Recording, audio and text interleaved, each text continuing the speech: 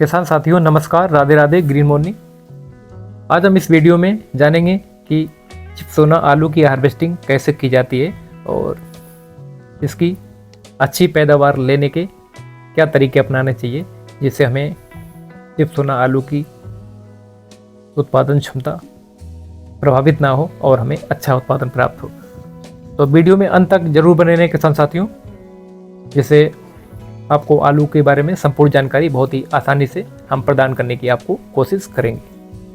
साथियों, आप देख पा रहे हैं हमारे फार्म हाउस में चिप्सोना आलू की हार्वेस्टिंग जारी है और कई किसान मित्र अलग अलग तरीके से अपने अपने अंदाज में आलू की हार्वेस्टिंग कर रहे हैं। आलू की हार्वेस्टिंग करते समय हमें किसान साथियों कई प्रकार की सावधानियां रखनी चाहिए। जैसे आलू की खुदाई करते समय हमें खुरपी बहुत ही सावधानी से चलानी चाहिए, जिससे आलू की कटिंग ना हो, यानी आलू की कटा ना हो, आलू में दाग ना आए।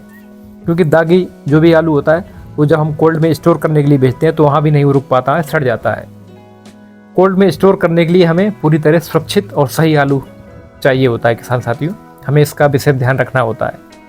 हमें प्रत्येक किसान मित्रों से यह बोल देना चाहिए कि आलू की हार्वेस्टिंग बहुत ही सावधानी से करें, काम थोड़ा कम हो लेकिन आलू सुरक्षित निकले, कटे फटे ना, नुकसान ना हो।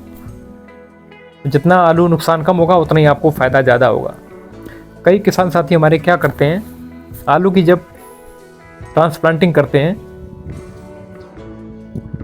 तो उस समय मिट्टी का यानी कि भूमि उपचार नहीं करते हैं और कई बार आलू भी उपचारित नहीं करते हैं। इसलिए हमें बीज शोधन जिसे बोलते हैं, हमें बीज शोधन अवश्य करना चाहिए। बीज शोधन फंगिसाइड से करना चाहिए, अच्छी क्वालिटी की, अच्छी कंपनी का हो। यदि आप ग्रीन प्लेनेट बायो प्रोडक्ट का इस्तेमाल करते हैं तो ग्रीन प्लेनेट का फंगिसाइड आप इस्तेमाल कर सकते हैं, बहुत ही शानदार रिजल्ट है। या आप जो भी जिस कंपनी का भी आप इस्तेमाल करना चाहें, जैविक इस्तेमाल करें, क्योंकि जैविक खेती में यदि आप अच्छे तरीके से करते हैं और संतुलित खाद का प्रयोग करते हैं तो किसान साथियों आपका उत्पादन 100% नहीं, 101% गिरेगा नहीं, आपका उत्पादन ज़्यादा ही मिलेगा।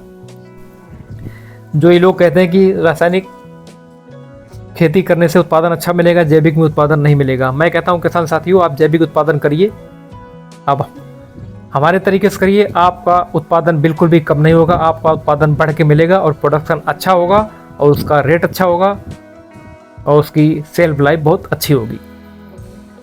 ये आप देख पा रहे हैं किसान साथियों, आलू जो भी निकल रहा है बहुत ही अच्छा निकल रहा है। इसमें हमने 3 सिंचाई की थी किसान साथियों।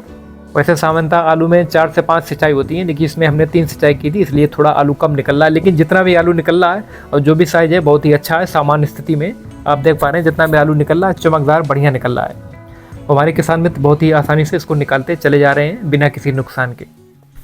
तो किसान साथियों ट्रांसप्लांटिंग करते समय भी हमें बहुत सारी सावधानियाँ रखनी पड़ती है। यदि हम पहले से ही इसको भूमि उपचार और आलू के बीज का शोधन अच्छे से कर लेते हैं तो हमें पाले में झुलसा रोग लगने की समस्याएं, यानी कि जो जड़ संबंधी समस्याएं होती हैं, जड़ गलन या बेल सड़ने की समस्या होती है, ये सब रोग मिट्टी से ही आते हैं।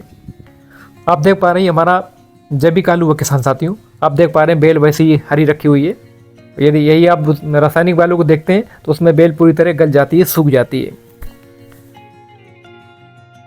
तो इस प्रकार किसान साथियों आप आलू की खेती बहुत ही आसानी से कर सकते हैं, बस इसकी आप बिजाई समय से कर दें तो आपको उत्पादन बहुत ही अच्छा प्राप्त होगा। इसमें देरी ना करें, समय से विशेष ध्यान रखें। खेती में किसान साथियों घाटा हमें जब होता है जब हम समय के पाबंद नहीं होते हैं। पानी हमारी फसल आज मांग रही है, हम लगा रहे 5 दिन बाद, या पानी 5 दिन बाद मांग रही थी, हमने 5 दिन पहले लगा दिया। यही हमारे फसल में नुकसान का कारण बनता है, जिसे हमारे किसान साथी बहुत ही आसानी से नहीं समझ पाते हैं। ये छोटी छोटी गलतियाँ हम करते हैं और इसीलिए हमें बहुत बड़ा नुकसान उठाना पड़ता है। तो किसान साथियों आप कोई भी फसल करें, समय के पाबंद रहें, आप समय से खाद दें, समय से पानी दें, समय से निराई गुड़ाई करें, तो आपको उत्पादन मिलने में या अच्छा उत्पादन प्राप्त करने में किसी भी प्रकार की कोई असुविधा नहीं होगी और आपको उत्पादन अच्छा प्राप्त होगा। ज़्यादातर आपने देखा होगा सबसे अच्छा उत्पादन न्यू हालैंड आलू का प्राप्त होता है, क्योंकि और जो काला आलू होता है उसका भी उत्पादन बहुत अच्छा होता है। चिप्सोना आलू का उत्पादन थोड़ा कम होता है क्योंकि ये खाने में बहुत ही स्वादिष्ट होता है। अब ज़्यादातर हमारे किसान साथी चिप्सोना आलू का खाने में प्रयोग करते हैं। पहले चिप्सोना आलू बहुत महंगा हुआ करता था, कम किसान लोग करते थे, अब ये हर जगह होने लगा हुआ है। हमारे सेंट्रल यूपी में पूरी तरह चिप्सोना आलू उगाया जाता है और प्रत्येक किसान अपने खेतों में चिप्सोना आलू उगाता है, उसी को खाता है क्योंकि ये स्वादिष्ट होता है। और न्यू हालैंड जो काला आलू होता है, इसको बिक्री के लिए हमारे किसान उगाते हैं और ये फैक्ट्री में जाता है, जिसके स्नैक्स वगैरह बनते हैं और जिसको हम बाद में फिर खाते हैं। क्योंकि न्यू हालैंड आलू को लंबे समय तक स्टोर कर सकते हैं और काफ़ी दूरी तक ट्रांसपोर्ट के माध्यम से भेजा जा सकता है, क्योंकि उसमें ख़राब होने की समस्या कम रहती है, चाहे तापमान चाहे जैसा हो। और चिप्सोना आलू के लिए हमें एसी वाली गाड़ी की ज़रूरत होगी, तभी हम उसको भेज पाएंगे, नहीं तो हमारा रास्ते में ख़राब हो जाएगा। इसलिए कंपनियां ज़्यादातर न्यू हालैंड या काले आलू का ही किसानों से ख़रीदारी ज़्यादा पसंद करती हैं। तो किसान साथियों, ये आलू हमारा पूरा तरह हार्वेस्ट हो चुका है, अब इसकी भराई का कार्य लगातार जारी है।